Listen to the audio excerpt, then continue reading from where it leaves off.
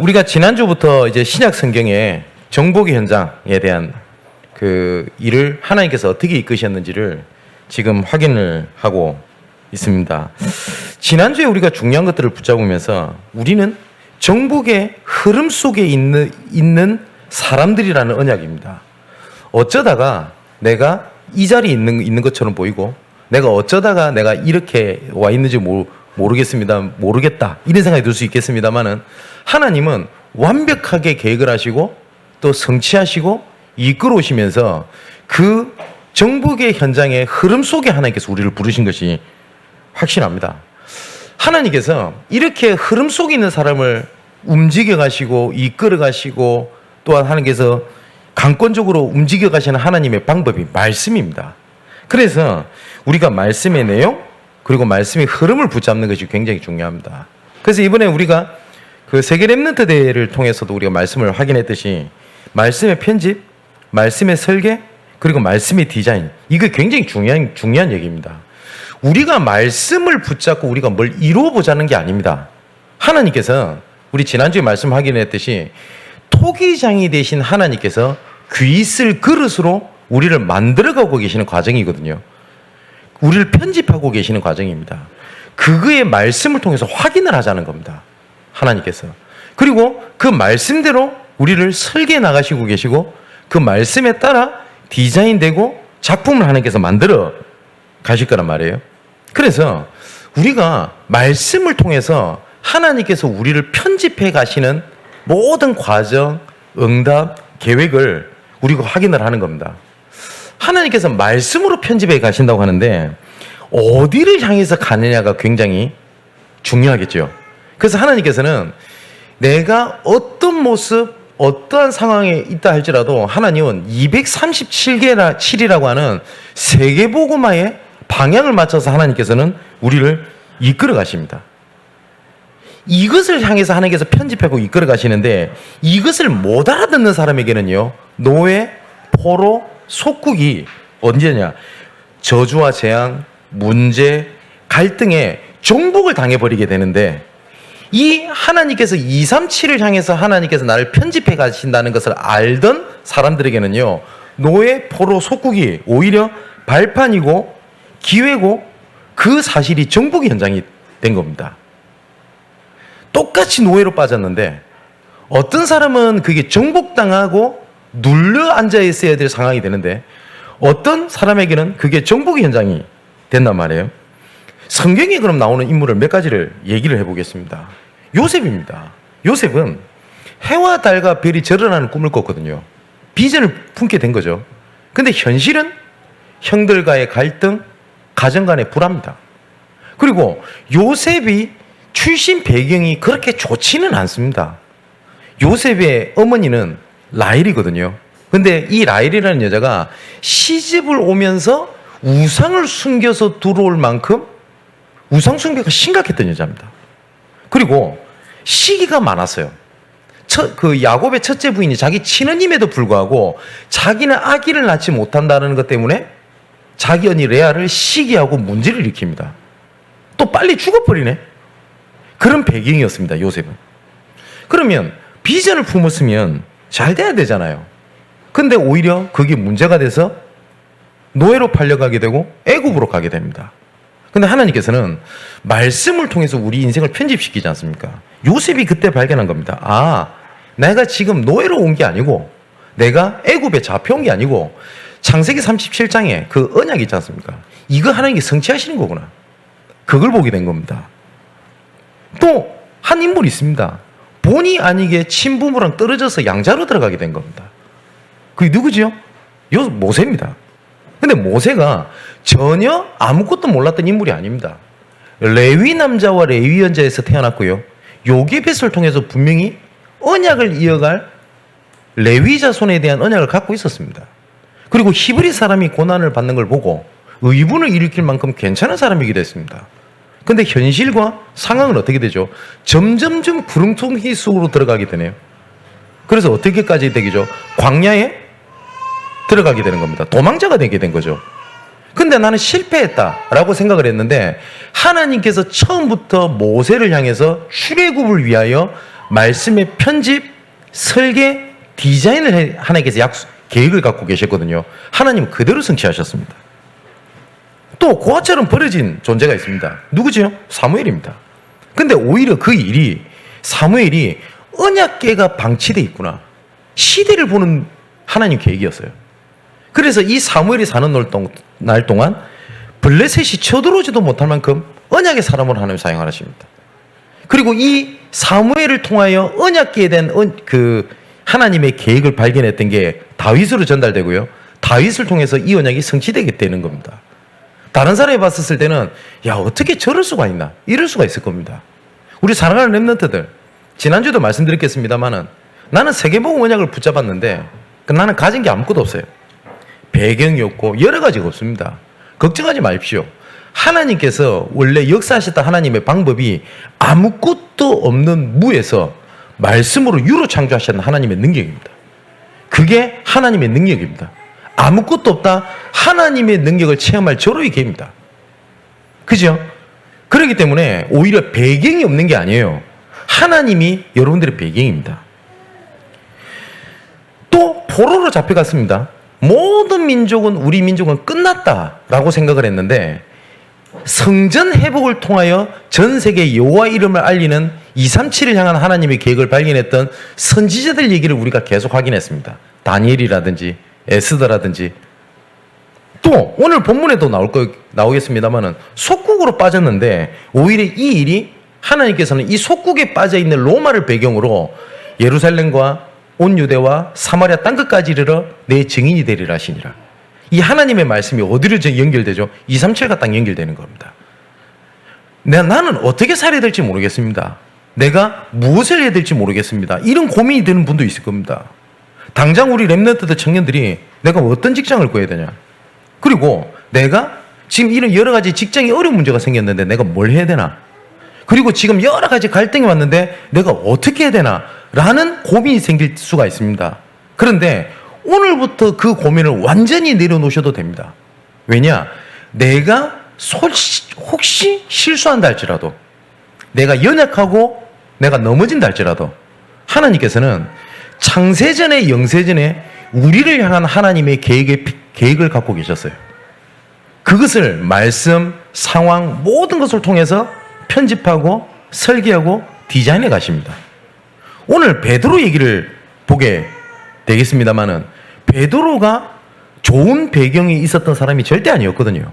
근데 하나님은 베드로를 정복의 현장으로 이끌어 가신 것을 보게 됩니다. 자, 그러면 걱정하지 말라는 말은 뭐냐? 하나님께서는 시간표에 따라 말씀에 응답을 하실 거고 또 응답보다 더 중요한 건 해답을 얻게 하실 겁니다. 내가 지금 고민이 있는데 이번 주 강단에서 해답이 안 보였다? 괜찮습니다. 이번 주에 내가 응답을 못 받았다? 아닙니다. 하나님은 반드시 말씀을 주시게 되어 있습니다. 그렇기 때문에 그 고민 내려놓고 말씀 속에 있는 겁니다. 자, 사단이 얼마만큼 이것을 정확하게 하냐면 평상시에는 괜찮을 수 있어요.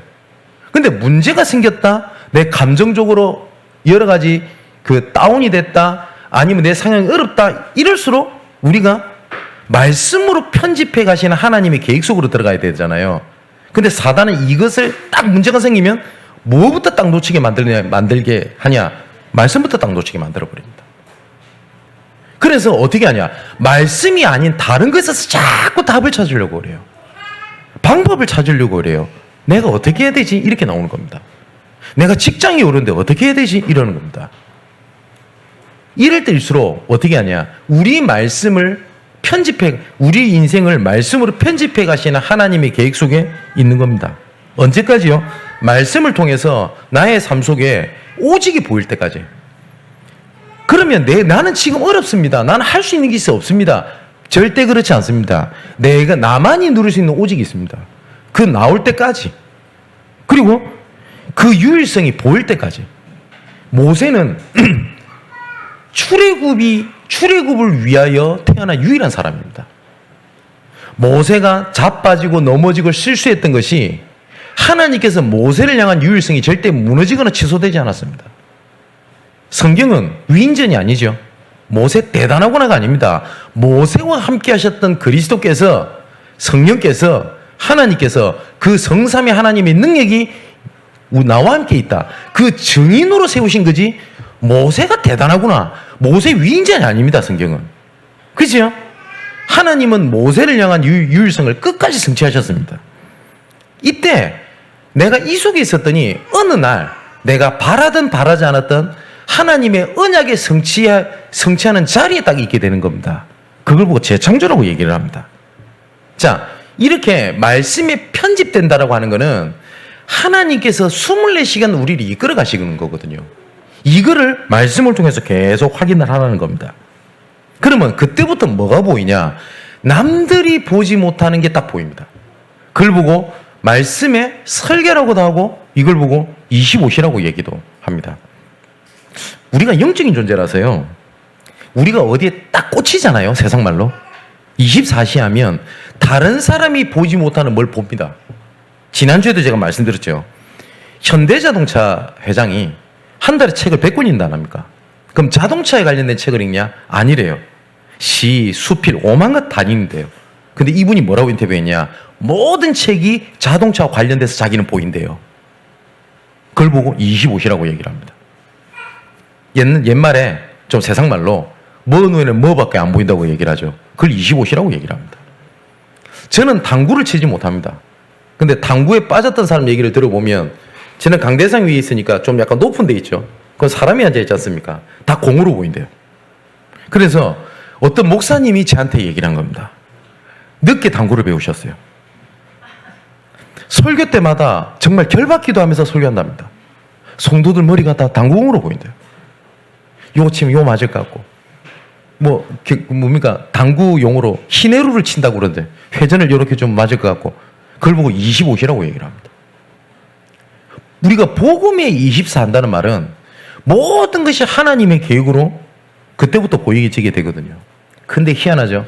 하나님의 자녀가 이 말씀으로 편집하시는 하나님의 계획, 토기장이가 우리를 귀 쓸 것으로 이끌어 가시는 것을 놓쳐놓고 눈앞에 있는 문제, 의식주, 갈등, 상처, 욕에 잡히는 동안에 25시의 축복은 모든 복음을 반대하는 3단체, 사입이 이단한테 다 뺏겨버린 겁니다.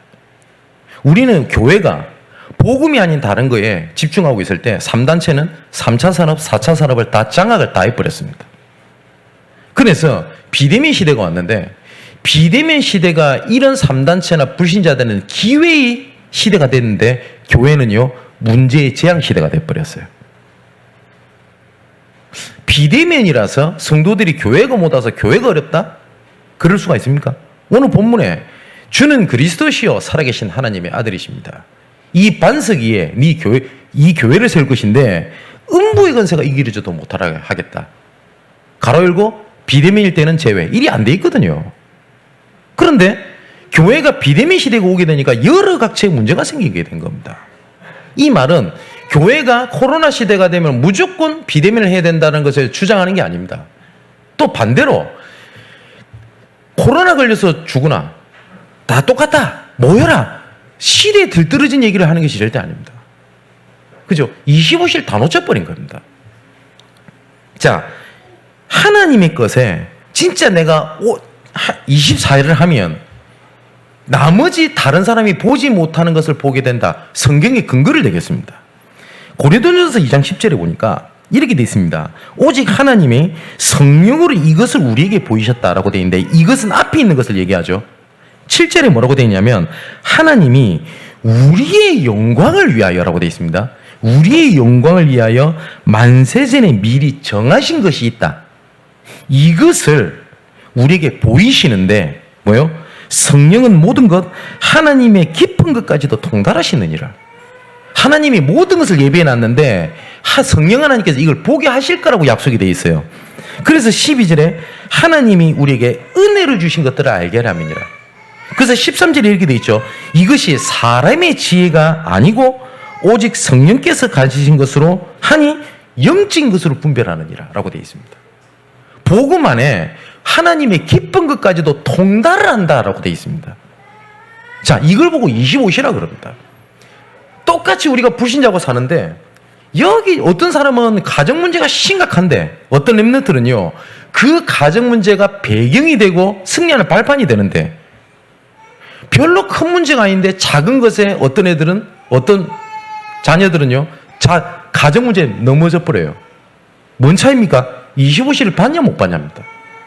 근데 우리는 문제 있습니다, 갈등이 있습니다, 뭐 합니다 이러고 있을 동안에 25시를 흑암 세력한테 다 뺏겨버린 겁니다. 교회가. 그리고 우리가 중직자들 렘넌트들이요. 이게 기도거든요. 그래서 우리가 이 시간에 말씀을 붙잡는 이 시간에 눈에 보이지 않지만요 시공간을 초월하는 성삼위 하나님의 능력이 우리 관계된 모든 곳에 하나님이 역사하게 되어 있습니다.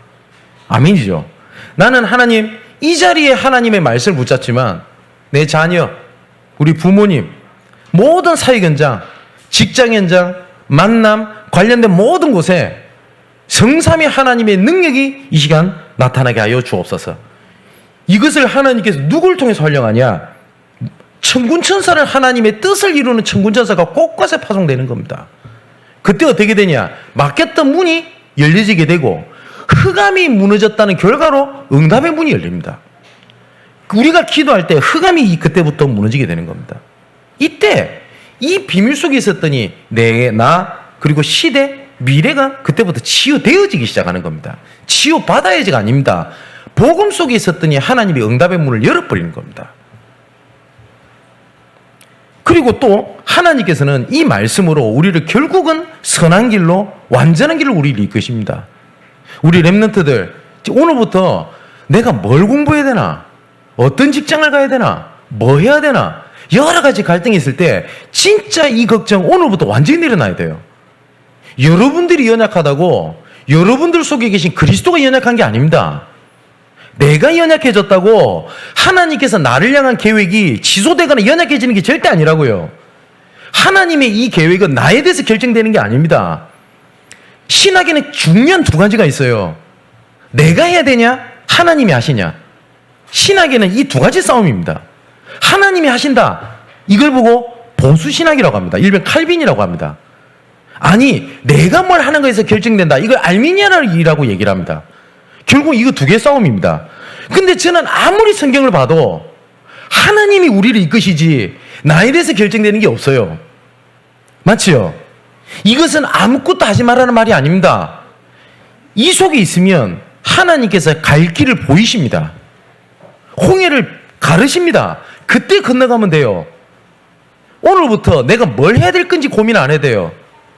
아니 내가 지금 직장을 잘못했습니다. 내가 진짜 노력했던 것이 다 물거품이 됐습니다. 이제 뭐 해야 될지 모르겠습니다. 낙심하지 마십시오. 하나님은 반드시 말씀으로 편집, 설계, 디자인해 가시게 됩니다. 그럼 뭘 하면 되는 거냐? 하나님의 그 계획에 우리가 24시 한다 그러죠. 올인하는 겁니다.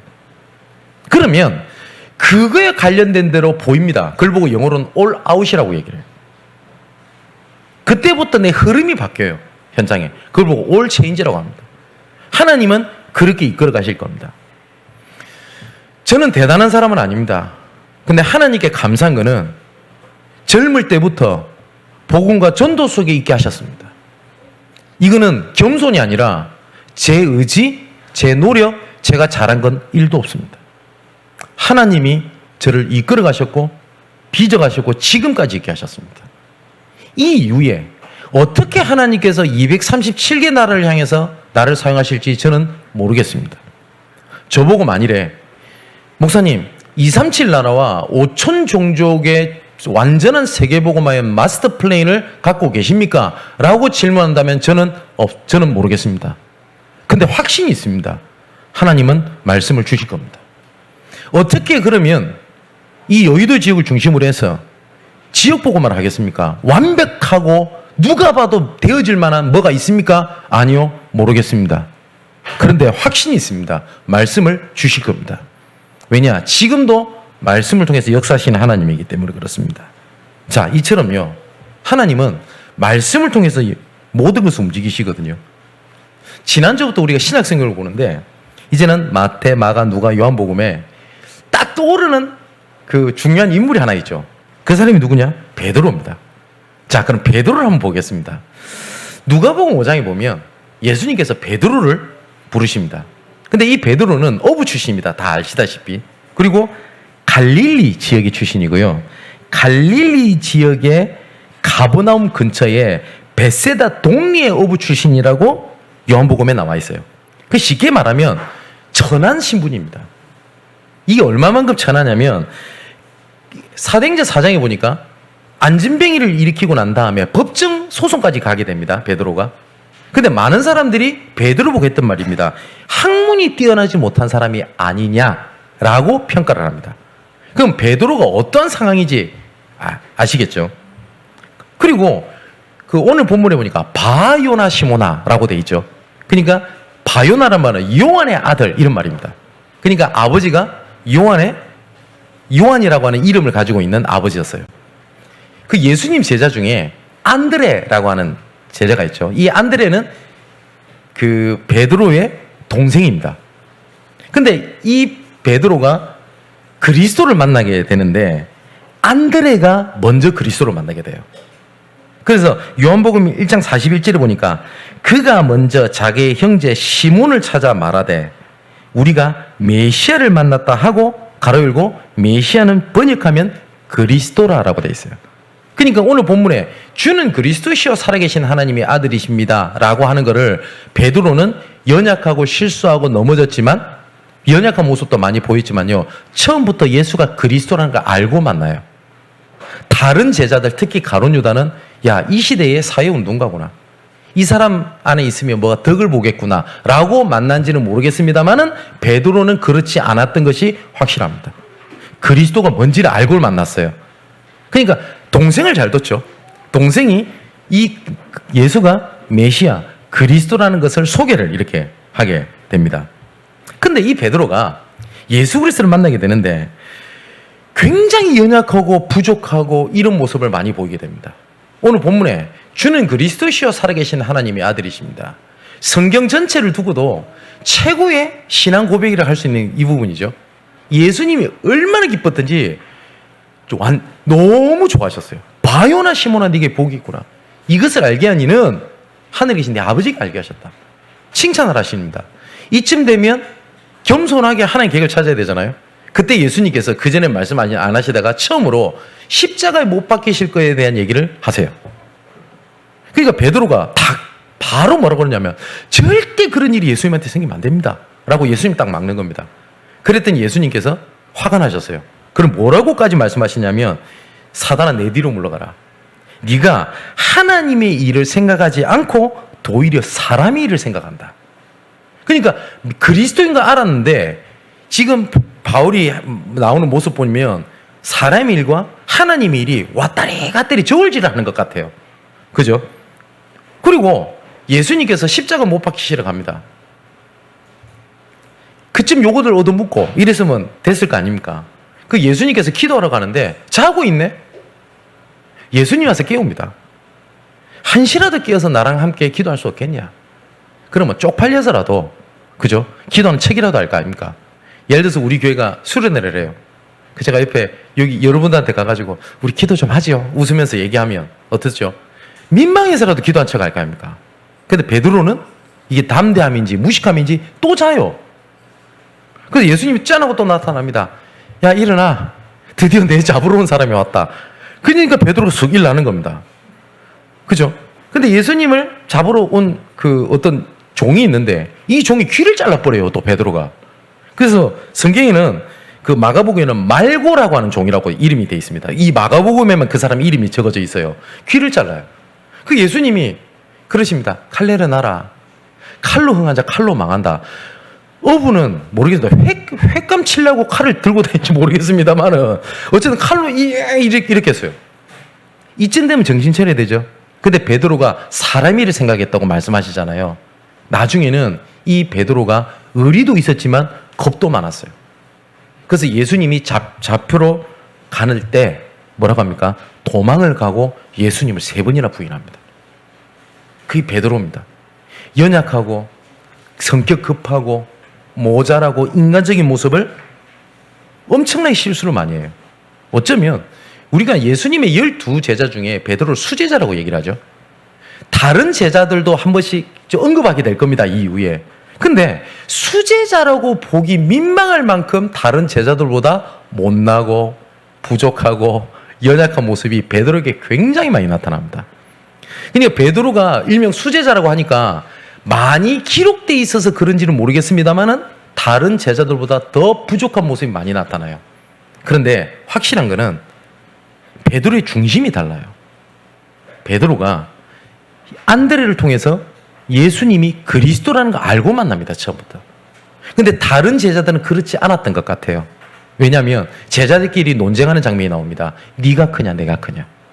나중에 예수님이 우리 민족을 구원하시고 왕이 되실 건데 그 왕을요 육신적으로 생각을 했다고요. 그때 네가 크냐 내가 크냐 이것 때문에 논쟁하는 장면이 나와요. 근데 베드로는 처음부터 이분이 그리스도라는 걸 알고 만납니다. 그러다 보니 예수님께서 누가복음 5장에 보니까 깊은 데 가서 그물 던져봐라. 실패했잖아요. 그러면 그래도 내가 이 갈릴리 바닷가에서 내가 잔뼈를 굵었는데 일이 나와야 될 거 아닙니까? 근데 베드로가 했던 고백입니다. 내가 밤새도록 그물을 던져서 아무것도 못하였지만은 말씀에 의지하여 그물을 던지리이다. 하나님께서 은혜를 주시고 응답을 줘서 내가 이렇게 헌신한다가 아닙니다. 베드로는 이렇게 얘기를 합니다. 아무것도 얻지 못하였지만은 말씀에 의지하여. 그게 베드로의 중심이었어요. 그리고 또 마가복음 1장 16절 18절에 보니까 이분이 그리스도가 맞다라는 거 하게 되니까 바로 어떻게 하죠? 그물을 던져놓고 예수님을 쫓았다라고 되어 있습니다.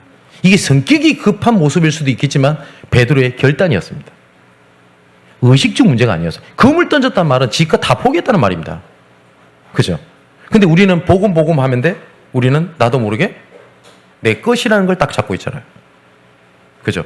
베드로는 그런 게 없었어요. 하나님께서는 베드로의 그 중심을 보셨던 것 같습니다. 그래서 예수님의 직접 12사도 중에 최고의 사도, 끝까지 쓰임받고 중요한 발판을 닦았던 사람이 누구냐? 베드로입니다. 그래서 하나님께서 베드로를 말씀을 통해서 처음부터 하나님께서 베드로를 부를 때 하셨던 얘기입니다. 나를 따라오너라 내가 너를 사람을 낚는 어부가 되게 할 것이다. 베드로가 처음부터 이 말을 이해 못했을 가능성이 큽니다. 내가 봤을 때. 왜냐? 여러 가지 실수하는 모습들이 나오는데요. 근데 이런 실수하고 여러 가지 일들이 있잖아요. 나중에 이 천한 베드로가 법정 앞에서 예수가 그리스도라고 증거하고요.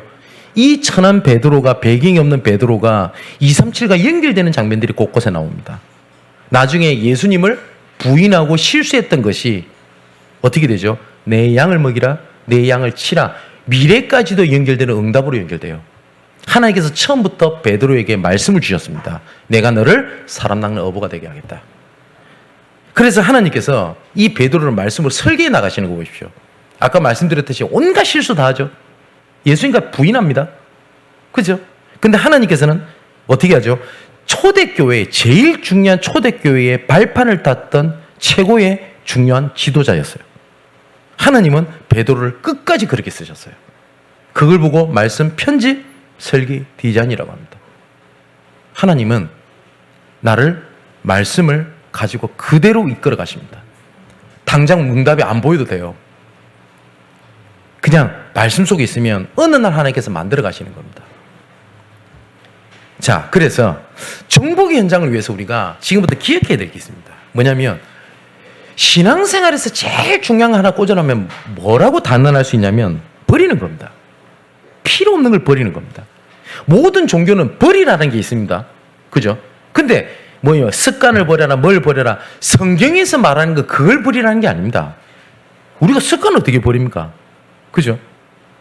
제가 커피를 잘 모릅니다. 그래서 커피하면 무조건 달아야 돼요. 그래서 단 커피를 먹으면요, 주변에서 얼마나 저를 한심스럽게 보고 걱정스럽게 보는지를 모르겠습니다. 근데 단 커피를 좋아해서 그러냐? 아니요. 커피를 마실 때는 단 거밖에 못 먹어요. 근데 오늘부터 쓴 커피를 마시라. 못 먹습니다, 저는. 에스프레소 먹는 분 보면 정말 전 대단하다 생각이 듭니다. 개인적으로 어떻게 생각이 드냐? 에스프레소가 맛있대요. 장희빈 후손인가? 이 생각까지 듭니다. 저는 사약을 먹는 기분이 들기 때문에 저는 그걸 절대 못 먹습니다. 그걸 바꾸란 말입니까, 성경엔? 그 얘기를 하는 게 아니잖아요. 근데 지금요, 복음이 아닌 것이 더 강하게 잡혀서 복음인 것처럼 딱 포장되어 있는 게 있어요. 오늘 본문에 보니까 예수님이 누구냐 했을 때 세례요한이다 라고 얘기를 하거든요.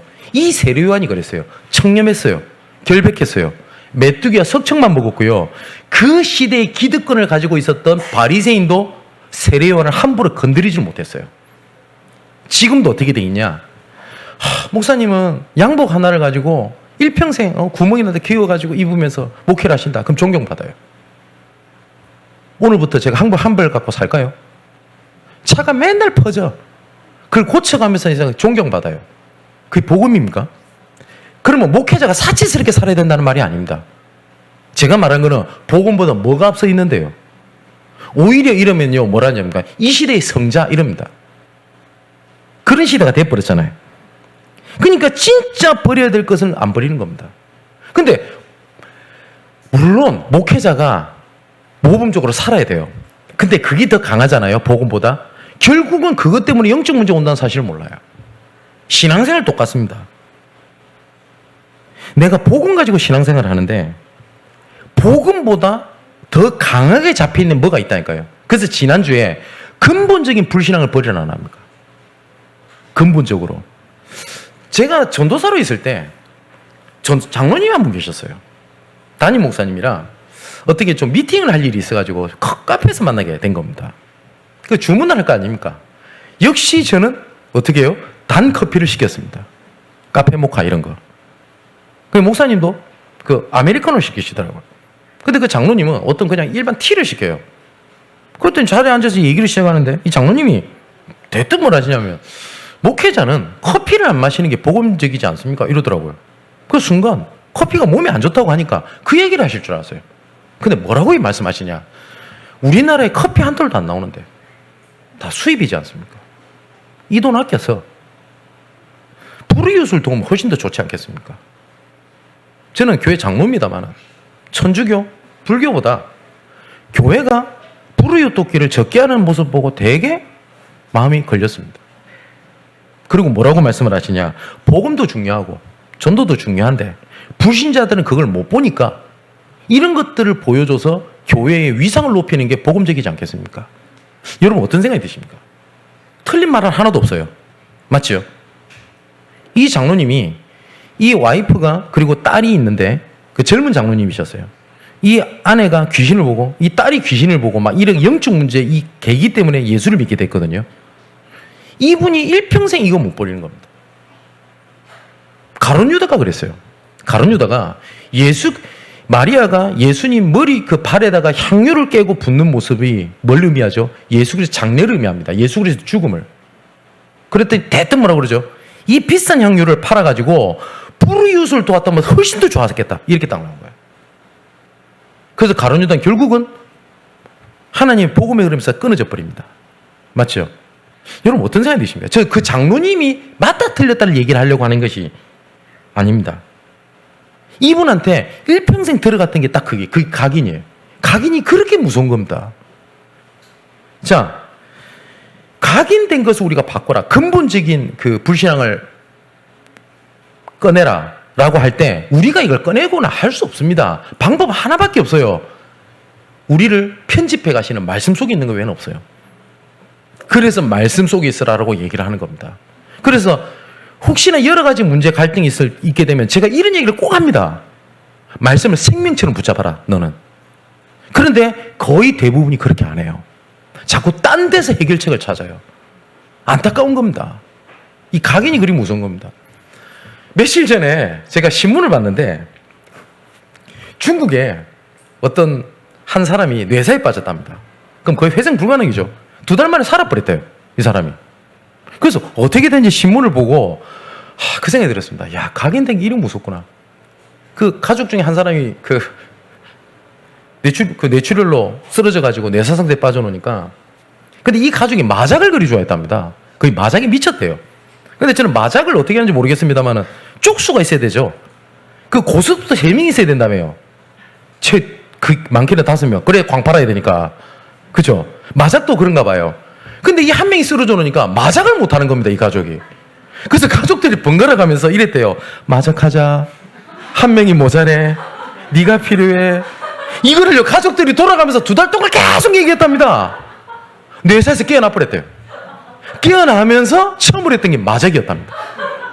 제가 그 신문 보면서 가긴 일이 무서워요. 그죠? 가족들도 대단하지.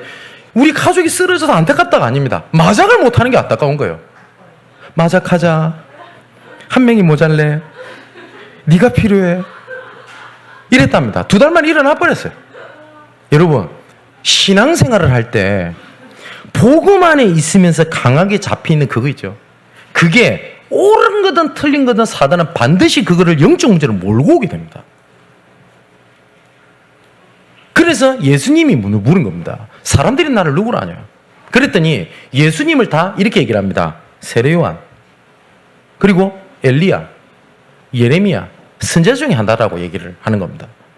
근데 예수님이 그런 모습을 보인 게 있어요. 근데 진짜 중요한 걸 본 게 아니지 않습니까?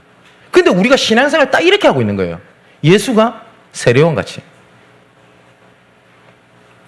이번 주에 제가 어떤 분한테 연락을 받았어요. 목사님 꼭 상담을 하고 싶대요. 그래서 시간을 겨우 내가지고 만났더니 이분이 이 얘기를 하는 겁니다. 자기 교회를 나왔대요. 뭐 나올 수 있죠. 그런데 이분이 뭔 얘기를 하냐면 10년 동안 자기는 교회를 14군데를 다녔대요. 그러냐고. 그럴 수 있겠죠. 왜 이사를 14번 다니면 되니까. 근데 이 사람이 하는 말이 뭐냐면 10년 동안 교회 안에 상처 얘기를 계속 하는 겁니다. 누구한테 상처받았고, 누구한테 상처받았고, 누구한테 실망받았고. 그죠? 그래서 제가 얘기를 해줬어요. 우리가 사람과 함께는 하지만 근본은 하나님을 바라보는 거다. 이 일을 위해서 힘을 합칠 수 있는 거고 다른 건 갈등이 있어도 괜찮다라고 얘기를 했어요. 그런데 자꾸 이 사람이 얘기를 하는 게 뭐냐면 그래도 사람은 이 사람과의 관계가 중요하지 않습니까? 나도 사람인데 어떡합니까? 안 되는 걸 어떡합니까? 이 얘기를 계속 반복해요. 여러분 어떤 생각이 드세요? 그러니까 복음 안에 있으면서 그리스도보다 강하게 되는 그거 버려야 돼요. 그죠? 그래서 보십시오. 엘리야의 그 중요한 건 뭐냐면 신비입니다. 그럼 복음에는 신비한 것이 없습니까? 있습니다. 근데 신비주의가 되면 잘못돼요. 신비주의 특징은요, 말씀? 이게 아닙니다. 응답 체험입니다. 그러니까 누가 뭘 봤다? 그러면 그 사람 밑에 수화로 들어가요. 좀 안 좋게 말하면. 그래서 신비주의 하는 사람 특징이 있습니다. 계급이 있어요. 누 끌고 다녀요. 맞아요. 또 많은 사람이 그럽니다. 예레미야라고 얘기를 합니다. 예레미야의 특징은 박애주의거든요. 사랑하고 울고. 어떤 목사님이 계셨어요. 근데 이분이 참 설교를 못하세요. 제가 설교를 평가한다는 게 좀 웃긴데. 근데 이분이 교회가 나름 잘 돼요. 그 이유가 뭐냐면 목사님이 얼마나 헌신적인지 몰라요. 발이 닳도록 뛰어다닙니다. 청년결배 갑니다. 아까 말씀드렸던 것처럼 구두 하나로 일평생을 살았어요. 성도들이 어떤 일이면 여기저기 뛰어갑니다. 참 귀하죠. 그것도 틀린 건 아니지 않습니까? 근데 목사님이 병이 들게 된 겁니다. 그 몸이 아프잖아요. 그래서 성도들이 목사님 필요하다고 하니까 부르니까 못 가신 거예요. 그럴 수도 있지 않습니까? 그랬더니 성도들이 목사님이 변했다. 아닌 것 같다.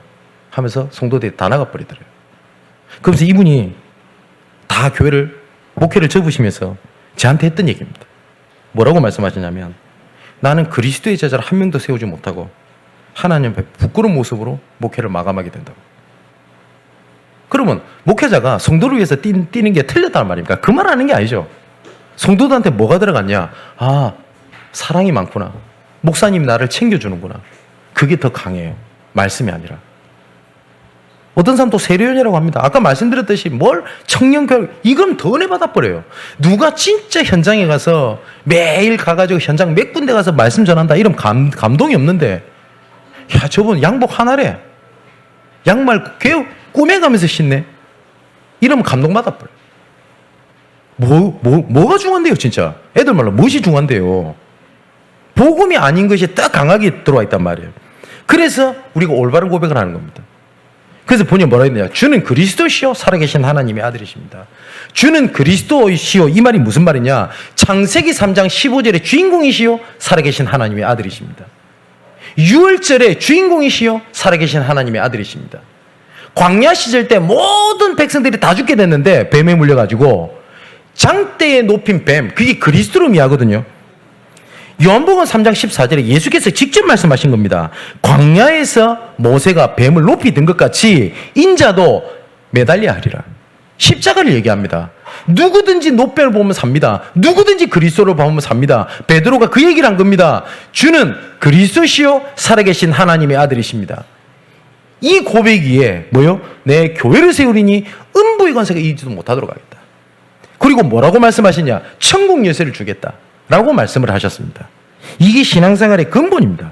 이게 우리가 붙잡을 내용이거든요. 자, 이제 결론을 맺겠습니다. 위에 우리가 버릴 것, 그리고 올바르게 붙잡을 것, 이런 것들을 들었을 때 우리가 이런 결론이 나올 겁니다. 이 말은 고집을 피우는 것도 아니고요. 그리고 우리께 맞다, 우리가 최고다, 다른 쪽에 틀렸다 라고 하는 편가르기도 아닙니다. 하나님은 말씀하시는 거는요, 오직이고 유일성입니다. 제가 이런 표현 많이 하죠. 물에 빠져 죽어가는 사람한테 튜브도 던져주고 오만 것 때마다 다 던져주고 난 다음에 아무거나 붙잡아 살 수 있어. 사람 놀리는 겁니다. 확실하게 살 수 있는 밧줄을 던져줬는데 물에 빠진 사람이 딱 독단적이네, 편협적이네. 이게 맞아요? 근데 성경은 편협 독단을 얘기하는 게 아닙니다. 천하인간의 구원을 말한 다른 이름을 우리에게 주신 적이 없음이니라. 성경에는 그리스도를 얘기하는 게 아닙니다. 오직 그리스도를 얘기합니다. 오직 성령을 얘기합니다. 오직이라는 말은 그것만 해가 아니라 그 안에 다 있다는 얘기입니다. 그래서 바울이 뭐라고 얘기를 하냐? 골로새서 2장 2절 3절에 그리스도 안에 모든 지혜와 지식 부하가 다 감춰져 있느니라. 마태복음 17장에 보면 예수님께서 산에 데리고 갑니다. 제자들, 그 베드로를. 그때 모세도 사라지고 엘리야도 사라지고 오직 예수만 남았더라. 그걸 보게 하시거든요. 성경에 보면 산 얘기가 많이 나옵니다. 호렙산, 시내산, 그리고 예수께서 십자가 못 박히신 갈보리산, 40일 하나님의 나라에 말씀하셨던 감난산, 산이 많거든요. 그 산이라는 말은 집중을 얘기하기도 하죠. 그죠? 등산을 하라는 게 아닙니다. 산에 올라가라, 등산을 하라는 말이 아닙니다. 진짜 묵상하셔야 돼요. 여러분들이 어떤 존재인지. 여러분, 우울하고 여러 가지 문제가 보이죠. 그거에 잡혀서 낙담할 만큼 여러분들이 그렇게 무가치한 존재가 아니라고요. 에베소 1장 3절 5절에 보니까 창세전에 여러분을 구원하신 겁니다. 그냥 구원하신 게 아니라 모든 것을 예비하셨다라고 되어 있습니다. 그리고 로마서 16장 25절 27절에 보니까 영세전에 감추었다가 이제 나타나신 바가 되었다. 그래서 오늘 본문에 올바른 신앙에 대한 올바른 기준을 잡으셔야 돼요. 뭐가 맞다? 아닙니다. 조금 부족하고 연약해도 예수가 그리스도만 맞습니다. 맞지요?